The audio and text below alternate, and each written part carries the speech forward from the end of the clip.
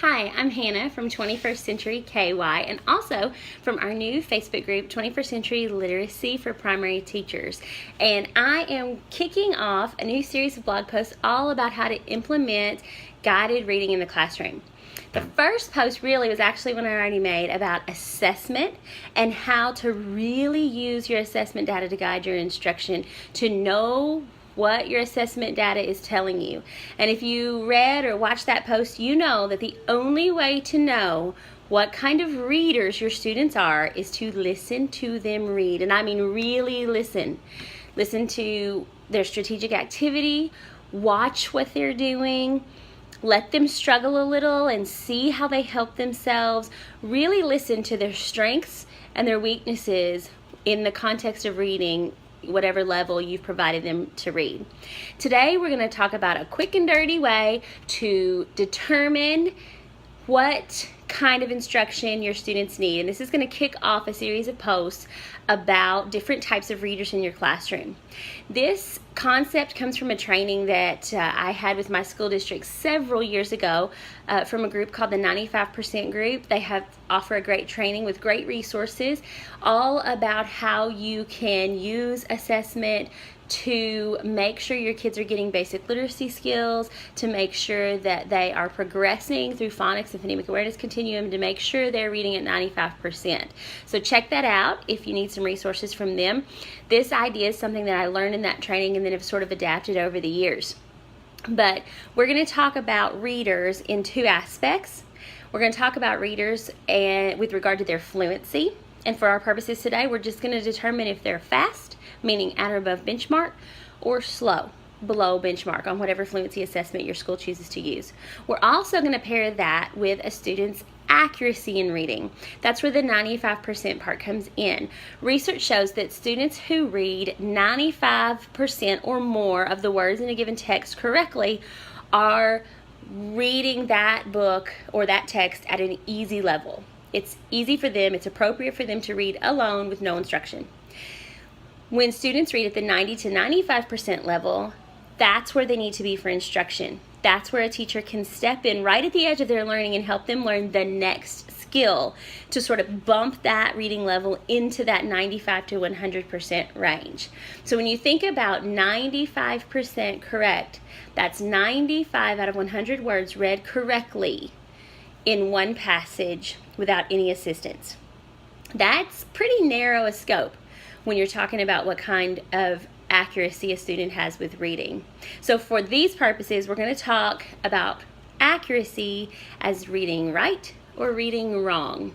And we know that it's a little more muddy than that, but just for this quick and dirty sorting thing, that's what we're going to say.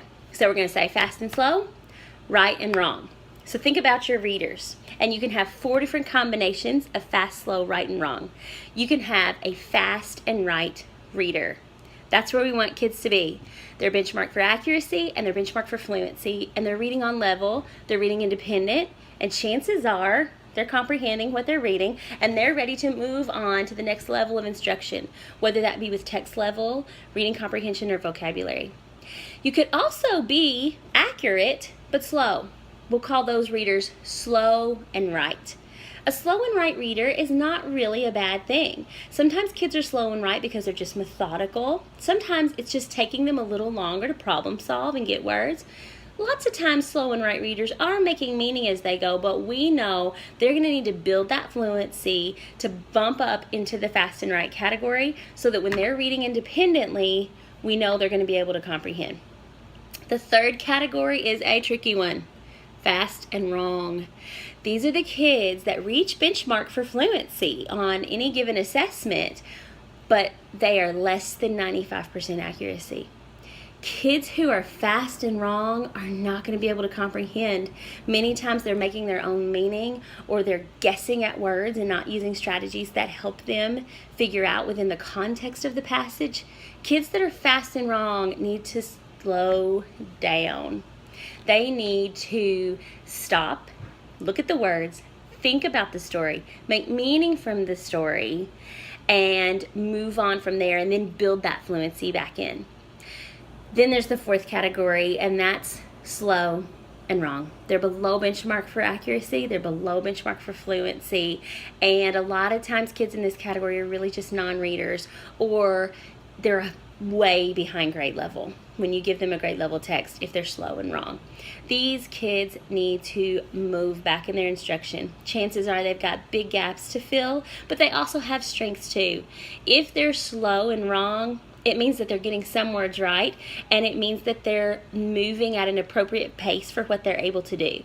It just means it's going to take some digging in, some assessing, and going back and finding their strengths and building upon those to fill those holes in their learning. So think about your kids and see how you'd sort them into those 4 categories: fast and right, slow and right, fast and wrong, and slow and wrong.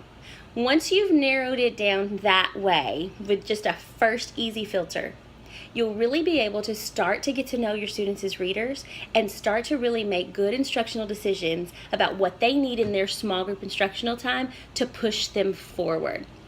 The next blog posts are going to be about the strengths and weaknesses of each of the 4 types of readers and how you can go about planning guided reading instruction for them. I really hope this has been helpful for you, and I hope that you're able to think about your kids as readers and get ready to determine what they're going to need next, because this is going to be a great school year. Thanks.